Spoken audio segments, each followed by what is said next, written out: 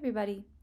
This video is walking you guys through your second essay assignment, which is looking at the literature in the modernist movement around the time of the wars.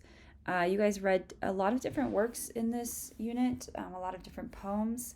So what you're going to be doing is looking at two works that you read in this unit from two different authors. Compare and contrast them in terms of literary analysis. So you guys can choose works that seem to just naturally fit together, or you can choose works that don't necessarily seem to fit together.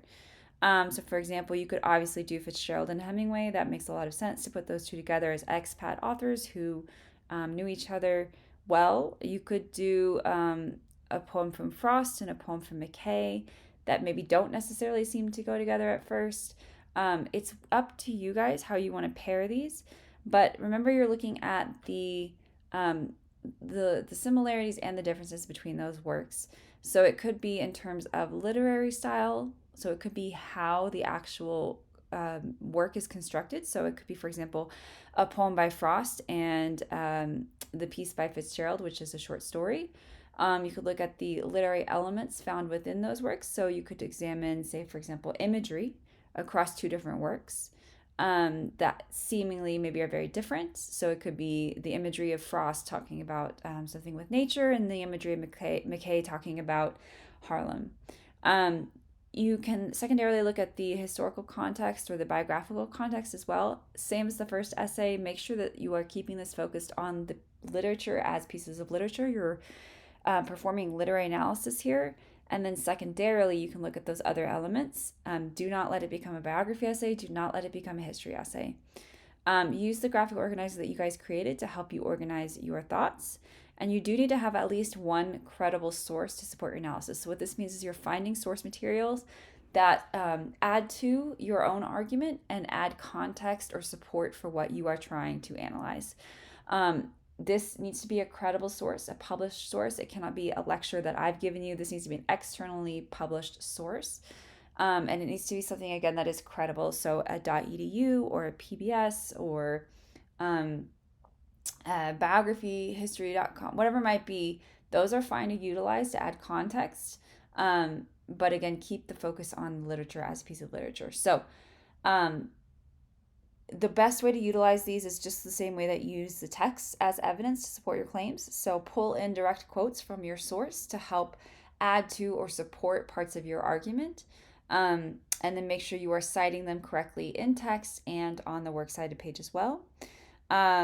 Your source material needs to be, like I said, something that is supporting your claims. So a good resource, for example, would be something like PBS might have a video on the Harlem Renaissance. You could add context there, or it could be specific evidence around that particular work that you're analyzing that could also be really helpful to help prove or support your argument.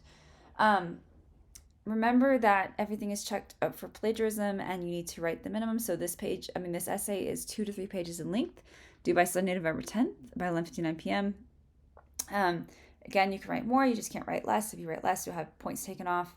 You need to have correct MLA formatting and citations. Again, make sure that you have a works cited page at the end, which is includes the works that you're analyzing as well as the source. So there should be at least 3 entries on that works cited page. Forgive me. The choice of the topic and the works that you choose to analyze is yours, so choose carefully. Again, I want you to choose the works and the topics within that works, whatever literary elements that you want to discuss. Those should be your main ideas. So things like symbolism, metaphors, dialogue, character development, whatever it might be. Choose the elements that are of most interest to you. And make sure that you are fully analyzing and discussing both literary texts. Now, it's really important, again, that you are bringing in good, solid evidence from the text that show your audience what you're discussing, as well as a support from your outside resources. Some things to consider. How do the works connect in terms of themes or other literary major elements?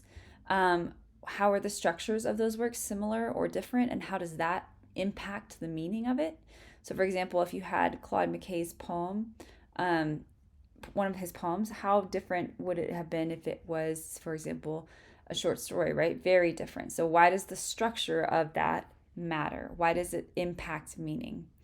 And then what, again, like I said, secondarily, historical or biographical elements help contextualize these works. So how are the situations between the authors different or similar? How are the situations between what's going on around those works, historically, ethically, morally, socially, economically, politically? How does that influence the works themselves as well? Um, you guys are going to be assessed in making sure you have a clear, argumentative thesis claim in your introduction, as well as good close analysis of the works and their major concepts, good evidence to support your claims from both the primary and the secondary sources, proper page length, MLA formatting, proper number of sources and use of sources and citations, and then a fully developed essay structure, including an introduction with a thesis claim, main ideas with analysis and evidence, and a conclusion that restates your thesis and your main ideas in new words. Now, this is very, very important. You should be organizing your essay not by the works, but by the concepts that you're covering. So your main ideas should cover both works within each main idea.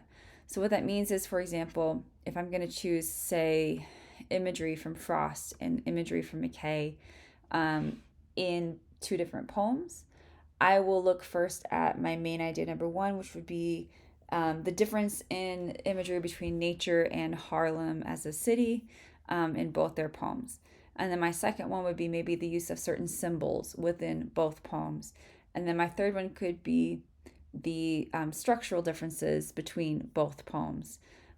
So I'm not organizing it as one paragraph for Frost, one paragraph for McKay, one paragraph for Frost, one paragraph for McKay. That's not an elevated argument structure.